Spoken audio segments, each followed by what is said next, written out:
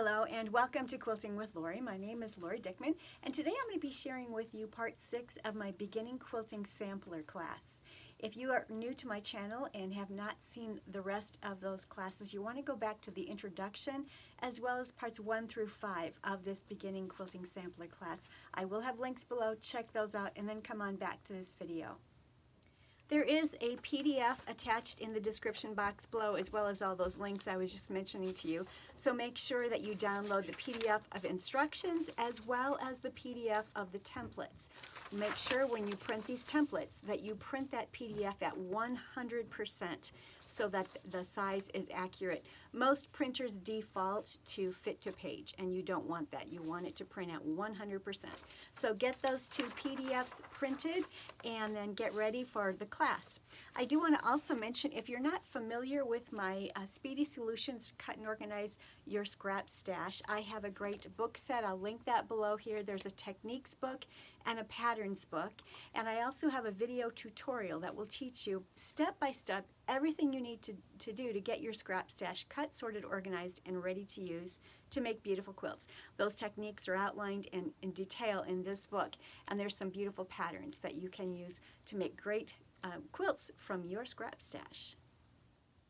And please don't forget to like and subscribe and leave a comment below. I love to read comments from my viewers, and when you like and subscribe and leave comments, that really does help my channel to grow, and it also gets it out to other quilters just like yourself. Thank you so much for helping me with that.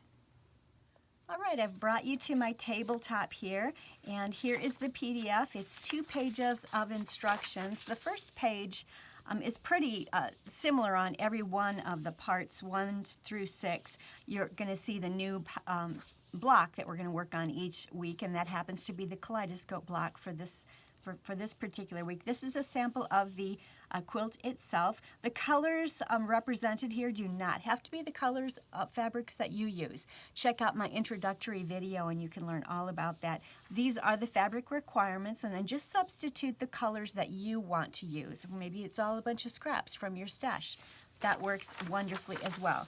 The second page is typically the instructions on how to put the block together, and this particular block does have templates.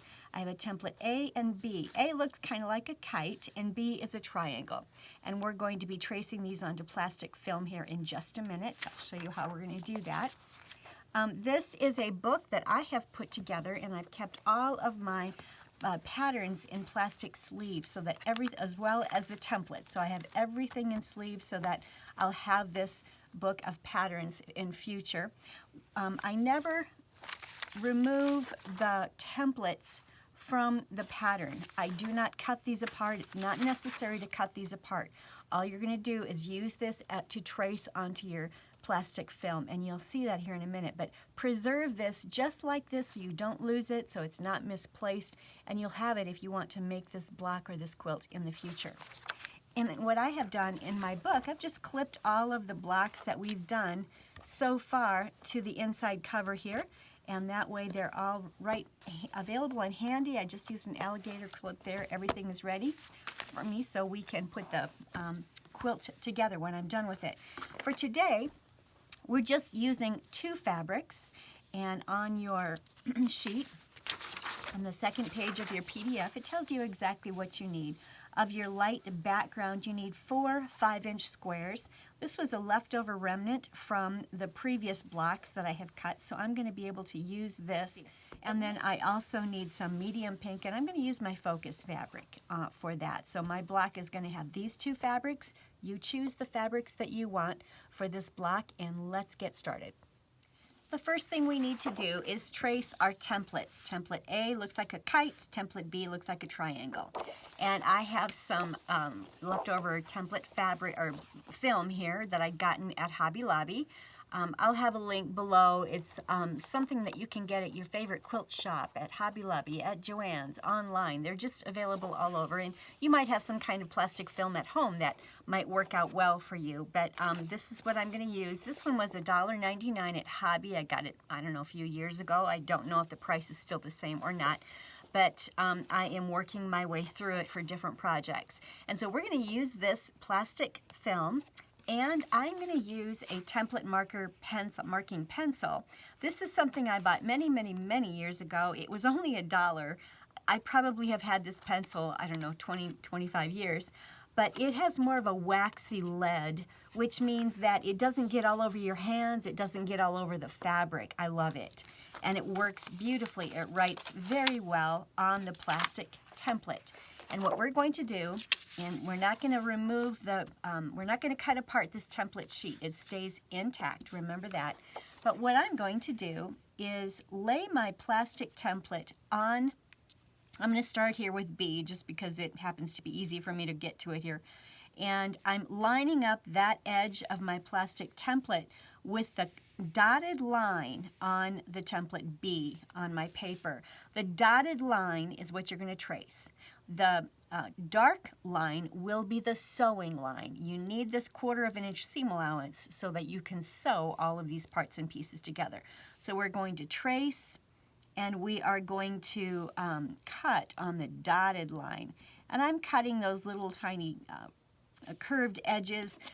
When I design these quilts in EQ8 software, it curves all the edges on points like this, and that just helps to eliminate excess fabric in the seam allowances, which I love. So, all right, now what I'm going to do, I'm using a ruler and my waxy pencil, and I'm going to just trace here on that line.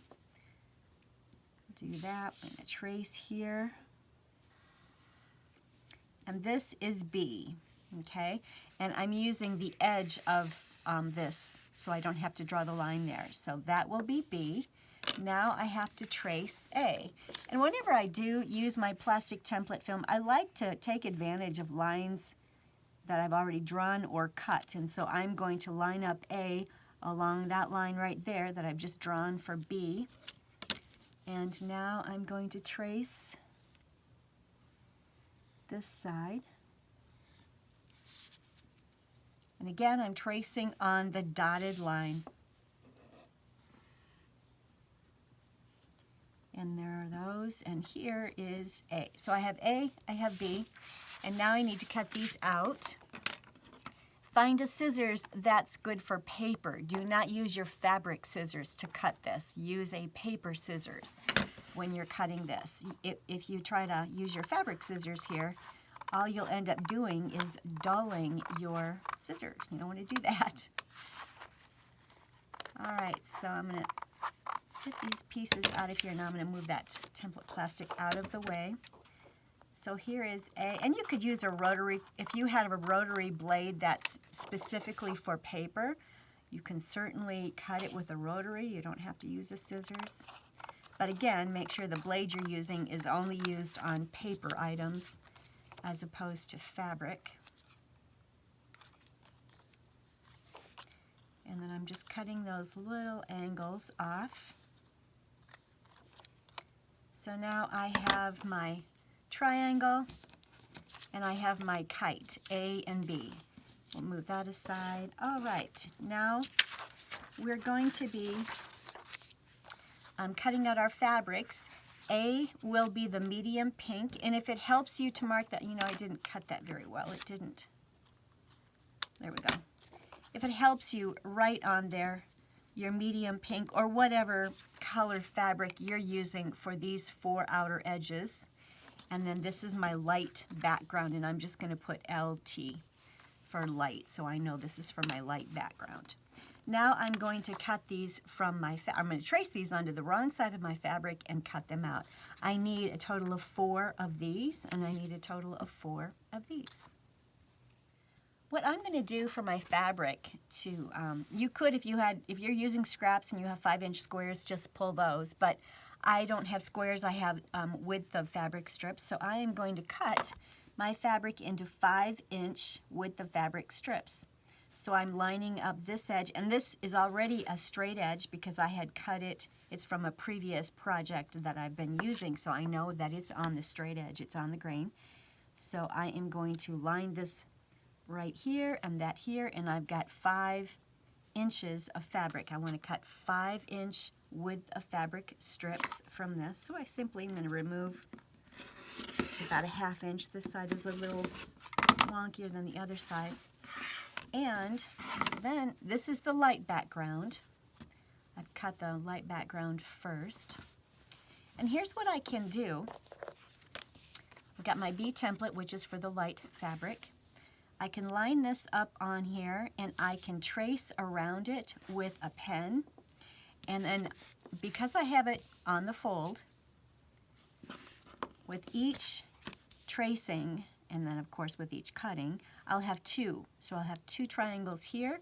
I can flip this after I've drawn around it and do it again, and I'll have two more.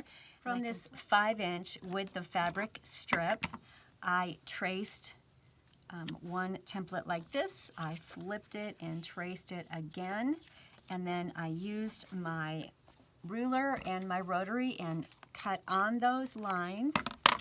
These are the extra pieces, and then I have a total of 4 of these triangles that I'm needing for my block. And of course, I also made sure I rounded off each of these points just as the pattern calls for. So all my points are rounded off. So I have my 4 triangles that I need for the block. This is excess fabric. Now I did the same thing with my focus fabric. That's the pink fabric. This is my focus fabric that I'm trying to use throughout the quilt as much as I can. And I cut the A template from the plastic as we had done before. And let me lay these back in here. I've already trimmed these out. But what I did, I laid this template along there, traced it, cut it out. I used, again, my ruler to lay along those lines and cut it out with my rotary cutter.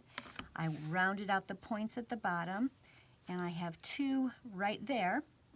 And then I'll do it one more time. I will lay this so that the top of it is level with the top of the fabric strip. This line here is perpendicular. That's the straight of grain here. Now I can trace. Hopefully you can see this dark black ink pen that I'm using when I pull the template away. There we go.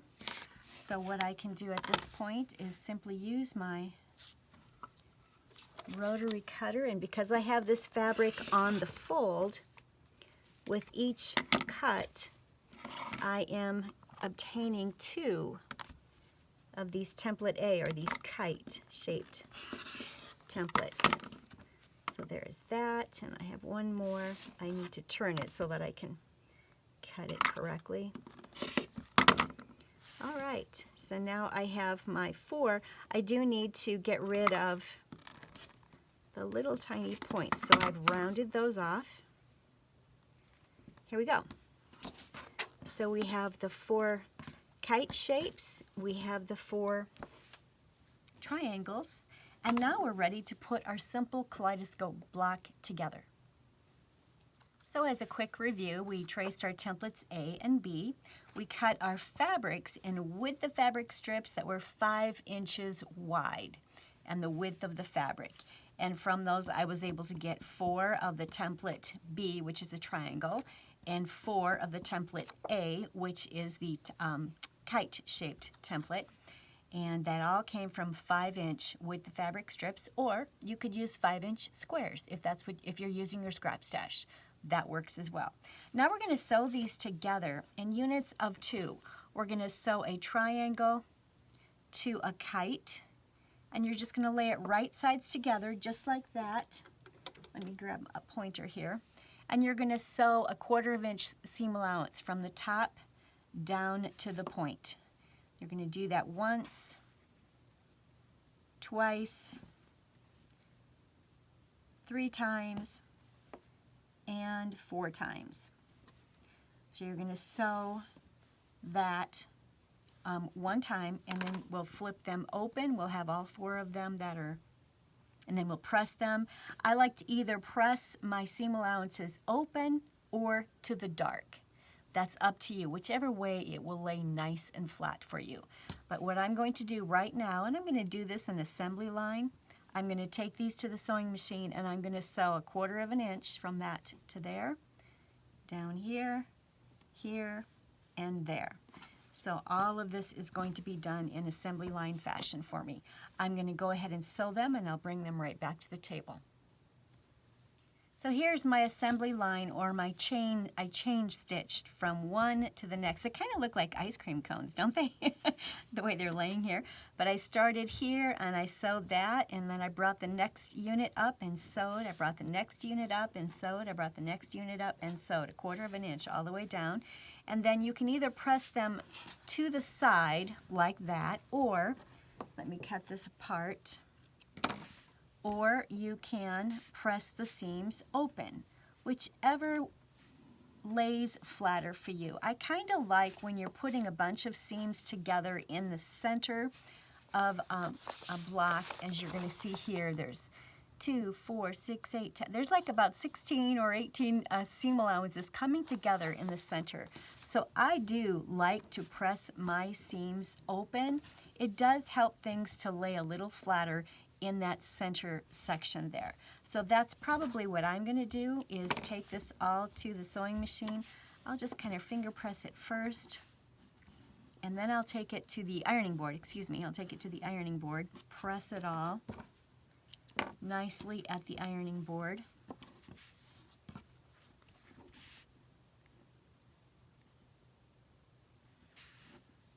If you do the finger pressing on the tabletop, it just makes things go a little bit more quickly at the ironing board. So here we go.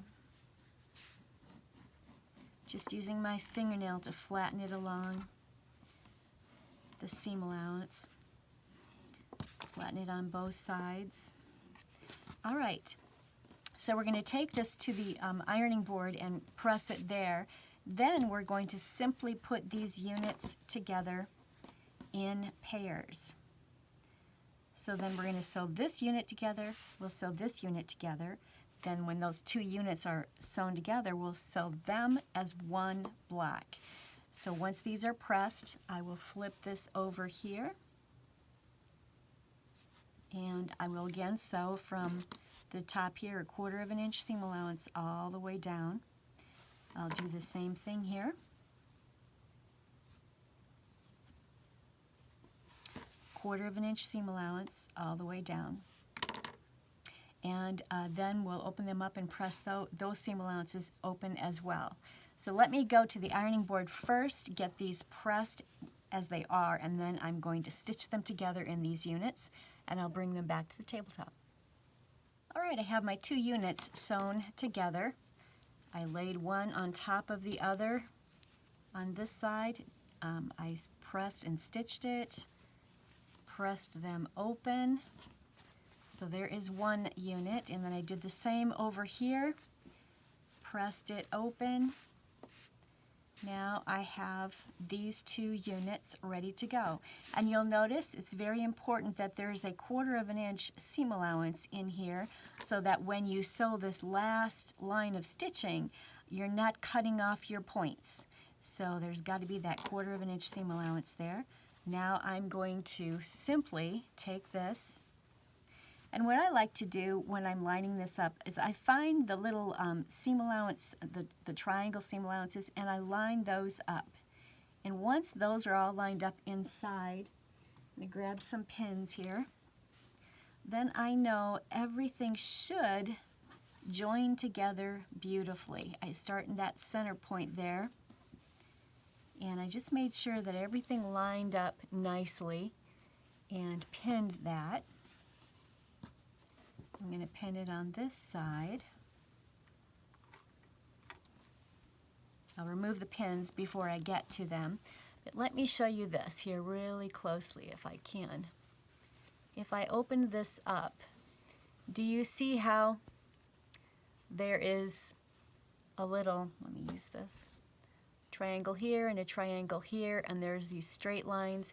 You want to make sure that center line lines up beautifully and these triangles line up beautifully, and that will ensure that you have a point there that when you sew across that 1/4 inch seam allowance, and you won't lose the points of the actual triangle. So let me sew that and show it to you. One way that you can help yourself if you're just learning how to sew these points, first of all, do a basting stitch across here. And a basting stitch is a very long stitch, so change your stitch length to a 4.5, something very long, and that it's easier then to remove it, is what I'm trying to say. So baste across there first, open up the block, see if everything is laying nicely in the center, and if it is, then you can tighten up that stitch to a 2.5 or a 2.2 or 4, whatever you like to use for quilting, and then stitch across that basting line.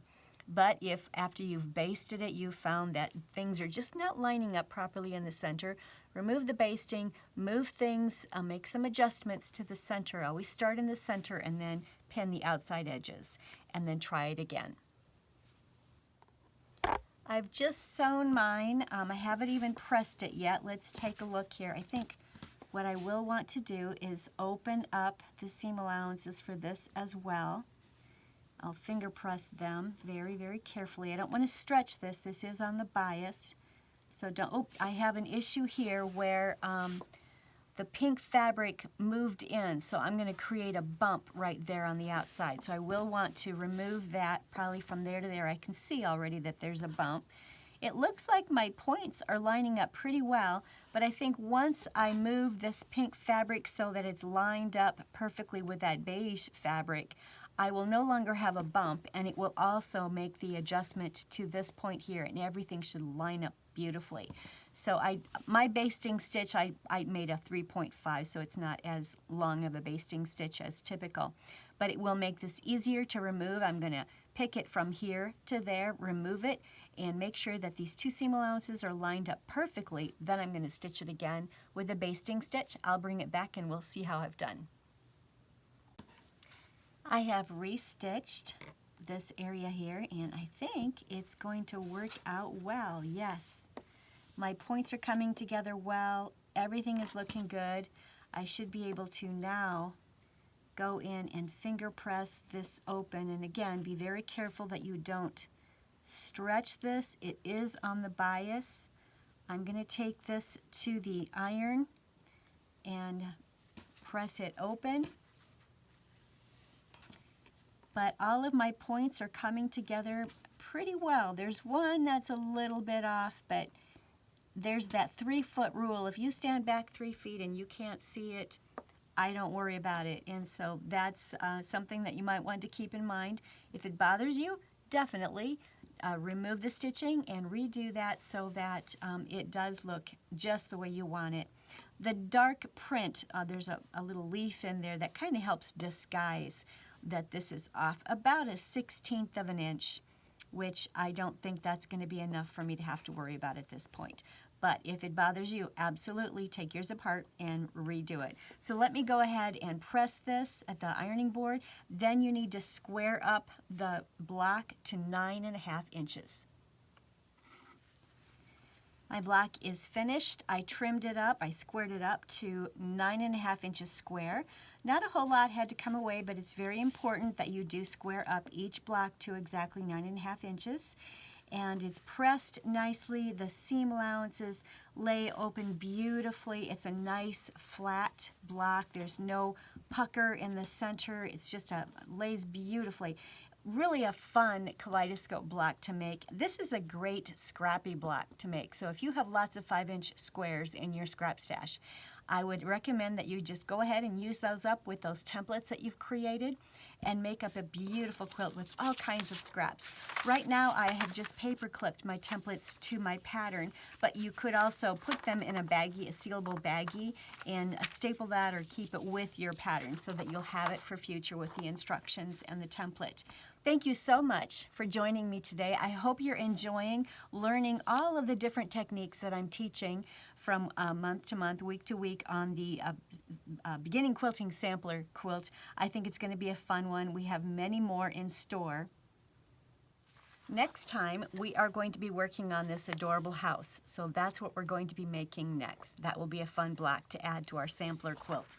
So we'll see you in a few weeks as we work on that. I can't wait to see your blocks that you've put together. Please don't forget to go out to my Facebook page. I've got a link below. Just follow that link out to my Quilting with Lori, Scrap Up Your Stash, and post pictures of the fabrics you're using, the blocks that you're making. We all love to see what everyone is working on. Thank you so much for joining me today as we worked on a Kaleidoscope block. Hope you've enjoyed it just as much as I have. So until next time, happy quilting.